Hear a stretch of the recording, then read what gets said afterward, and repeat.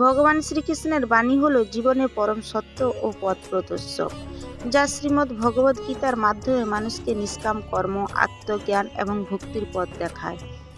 তার অমূল্য উপদেশ শান্তিতে বেঁচে থাকার মূল মন্ত্র। কর্ম ও ফল, তোমার অধিকার শুধুমাত্র কর্মে, কিন্তু তার ফলের ওপর তোমার কোনো অধিকার নেই। আত্মার অমরত্ব, আত্মা অমর, এর জন্ম বা মৃত্যু নেই, তাই মৃত্যুর ভয় নিরর্থক। কঠোর সত্য, দুর্বলই ভাগ্যকে দোষ দেয়, কিন্তু বীর অর্জন করে। যে নিজের মনকে নিয়ন্ত্রণ করতে পারে না, তার মন সব থেকে বড় শত্রু হয়ে ওঠে।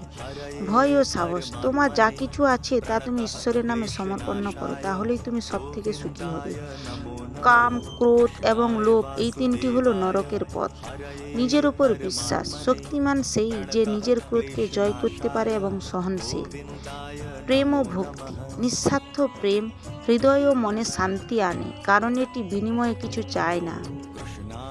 শ্রীকৃষ্ণের এই বাণীগুলো মানুষের মনে সাহস যোগায় এবং জীবনের কঠিন সময়ে সঠিক পথ খুঁজে পেতে সাহায্য করে। জয় শ্রীকৃষ্ণ। রাধে রাধে।